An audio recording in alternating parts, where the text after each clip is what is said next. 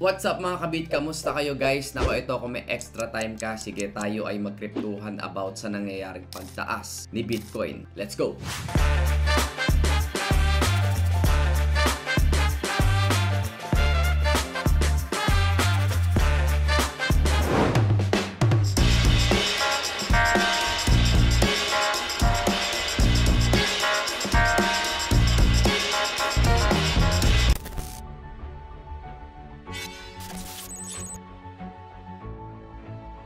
Welcome back to my channel guys, this is Marvin Favis again, and yes, pag-usapan natin ano bang reason itong pagtaas ng Bitcoin. Ayan, so ako medyo malat lang dahil umaga na umuwi as usual, galing tayong hype kasama sila RC Munoz, sila Seth, at kung sino-sino pa mga celebrities doon, sila San Milby. Shoutout sa Cornerstone, salamat sa pagtangkilik ninyo sa Club Hype. Ayan, but anyway, ang pag-uusapan natin itong pag-angat ng Bitcoin. Bakit ba to tumataas ng tumataas? So tamang kriptuhan lang guys, and of course nagsimula ito syempre, unang-una syempre sa Bitcoin ETF, yung pag-apply nila BlackRock at iba-iba pang mga asset manager. Ayan nga dito sa article na to guys, no, nakalagay na market speculation regarding the approval of spot fund by SEC has contributed to the recent surge in Bitcoin's value. Kaya siya tumataas guys. Just imagine, di ba nga, yung speculation nga lang or fake news nga lang XRP, biglang pump yung presyo. Kasi malaking bagay ito guys, no, pag na-approve yung BlackRock, lalo na yung sa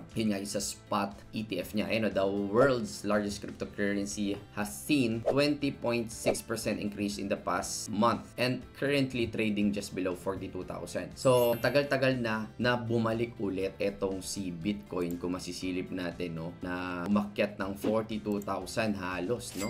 Ayan, tingnan natin. Ayan, 42,400 ang inabot niya. And yun nga guys, kung magse-search kayo about sa BlackRock, yun yung pinaka reason hanggang umangat. And then marami na kasing nagtitiwala, of course, and nire-ready nila, marami na rin nag-a-accumulate. Ngayon, ang dami nagtatanong sa atin, kailan ba yung best time bumili ng crypto? Syempre ako, since crypto enthusiast ako, ang ugali ko guys is naglalagay-lagay, lalo na pag mga bumababa. And for me, hindi pa naman too late na pumasok ka, kasi pag talagang na-approve na to, just imagine, speculation nga lang, umaakyat. What more pag na-approve na siya? So pumupwesto na rin itong mga big companies.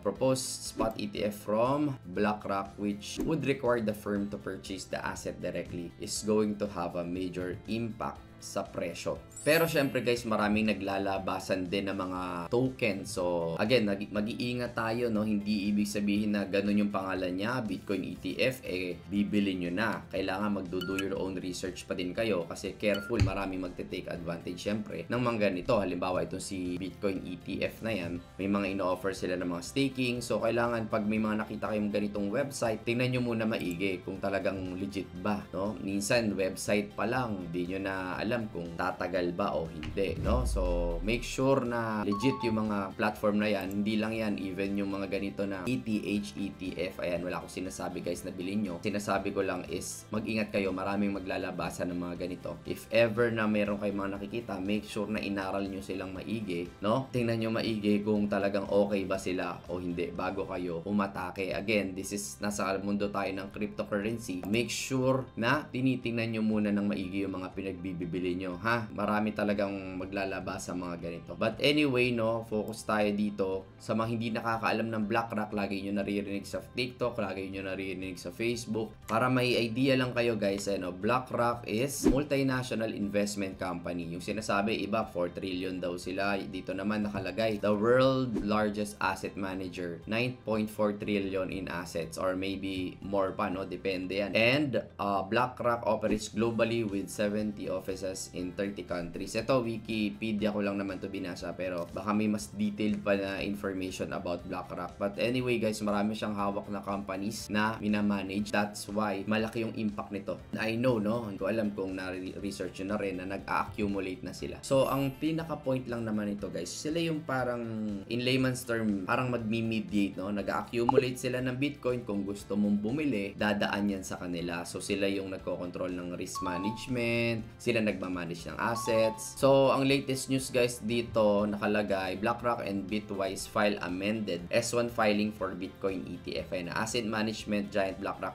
cryptocurrency investment, Bitwise have both filed, yun nga yung amend, sa SEC for their respective proposed spot Bitcoin ETF trading funds. Although the SEC has not yet approved a spot Bitcoin fund and has been delaying the application, it has received analyst belief that this recent filing indicate ongoing discussion on progress. So definitely malaki kasi yung chance na ma-approve yan kasi nga guys, this is BlackRock again. Sobrang lahat halos sa mga kilala nyo na mga malalaking kumpanya, sila yung nagmamanage. So, pwede nyo naman basahin guys yung kabuuan ng BlackRock at Spot ETF. Pero, ang dami kasing tatanong sa akin bakit daw umaakyat yung presyo ng Bitcoin. And ako personally, bukod sa dumadami na yung mga big institutions na pumapasok at nag-accumulate, syempre, ito yung malaki yung nagiging impact talaga nito. So, maraming reasons bakit umaakyat. Pero for me, ito yung pinaka matindi. That's why ako personally, syempre, nag-accumulate ako. Now, doon naman sa Binance issue naman, no, na hindi dapat ako magko-comment. Pero sa TikTok, nag-comment na rin ako. Total, kryptuhan lang naman natin to. Matagal na tayong hindi nakapag-kryptuhan. Siyempre, maraming mistakes din si CZ. And again, tao lang din yan. Nagkakamali. That is why siya naman bilang matinding CEO or hindi tumatakas sa obligasyon, he is willing to pay 4.3 billion dun sa kumpanya, no? O dun sa SEC. Now, nag-step down siya as a CEO pero pinalitan naman ni Richard Teng. Okay naman, no? Ang sinasabi ng Binance is mas napabuti pa nga yun. Pero again, hindi naman mawawala yan because shareholder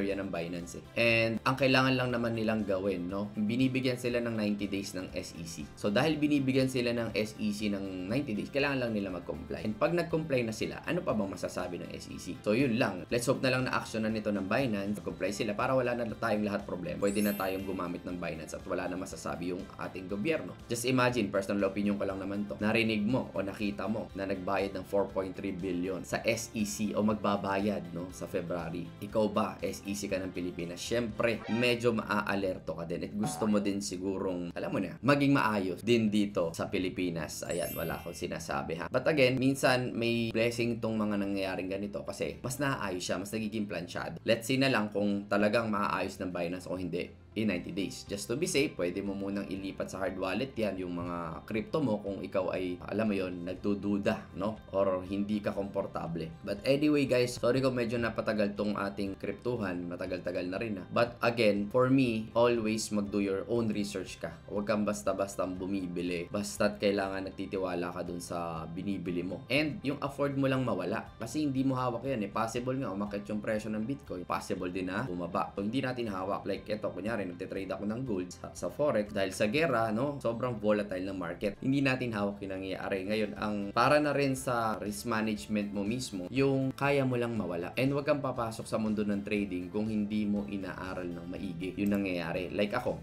I'm not perfect, marami pa akong hindi alam, no, napakalalim kasi ng mundo ng crypto and kanya-kanya tayo ng pace. May mga malulupit sa development, sa blockchains, sa DeFi, sa games, no, basta malawak ang mundo ng crypto. Sobrang ako mismo, hindi ako ganun pa kalupit, no? Sinasabi nila crypto god ang tawag nila sa akin. Pero ako mismo guys, ang dami ko pang hindi alam and ang dami kong dapat pang matutunan, no? At mag-research pa about sa nangyayari sa crypto. Hindi lang to mundo ng trading, okay? Malawak po ang doon ng cryptocurrency or ng blockchain technology. So I suggest kayo mismo aralin nyo ng maigi bago nyo pasukin, okay? So thank you so much guys. Pasensya na kayo sa boses ko at ako'y malat. But God bless sa inyong lahat. Kung may bago ka natutunan sa ating video, huwag mong kalimutan mag-like sa ilalim. Yun lang. God bless.